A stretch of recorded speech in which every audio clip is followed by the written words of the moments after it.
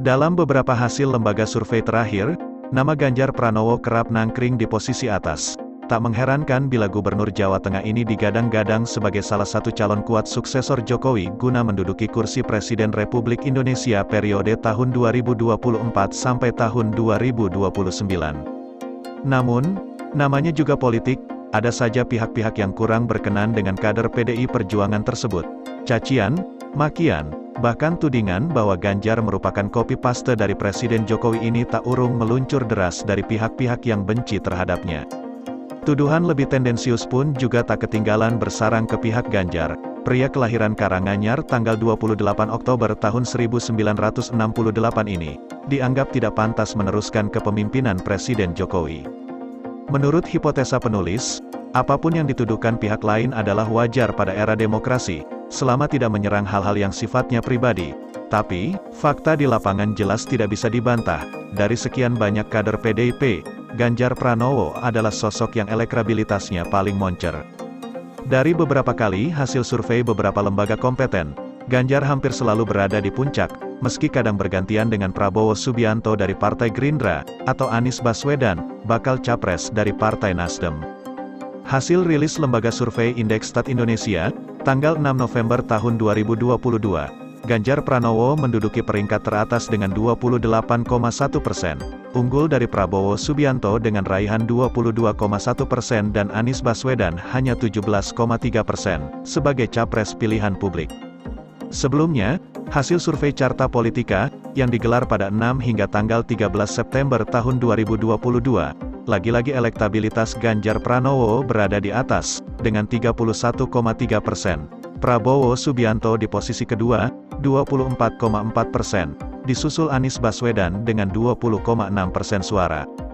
Dengan raihan elektabilitas tersebut di atas, peluang Ganjar menjadi Presiden RI ke-8 rasanya masih cukup berat. Sebab, sejauh ini Ganjar masih tampak mereplikasi perilaku Presiden Jokowi. Presiden Jokowi rajin blusukan, begitupun Ganjar. Presiden Jokowi cukup cair bila berkomunikasi dengan rakyat. Ganjar juga tampaknya tengah mencoba melakukan hal serupa. Hanya saja, Ganjar dalam amatan penulis tak memiliki gaya pendobrak serta anti kemapanan. Seperti apa yang telah dilakukan Presiden Jokowi, Ganjar pun masih belum bisa menampilkan hasil kerja ikonik seperti halnya mantan wali kota Solo tersebut. Sebagai perpanjangan tangan pemerintah pusat, pemerintahan Ganjar di Jawa Tengah memang dapat dikatakan berjalan dengan baik. Wadas yang sempat bermasalah perlahan mulai terurai. Pembangunan infrastruktur juga tereksekusi dengan baik. Sebagai gubernur, Ganjar juga lumayan mampu melaksanakan tugas sesuai porsinya. Namun itu saja rasanya masih kurang. Kinerja Ganjar tidak benar-benar mewah, selain banyak dipuja di dunia maya alias medsos. Padahal, untuk menjadi seorang pemimpin handal dibutuhkan hasil kerja ikonik.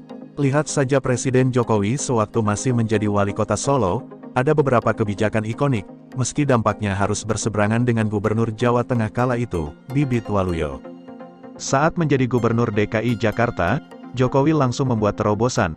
Beliau coba membangun fondasi pemerintahan berupa menyerap informasi dari mulai tingkat bawah dengan cara blusukan. Bila dibandingkan, apa yang telah dilakukan Presiden Jokowi dengan Ganjar jelas masih belum bisa disandingkan.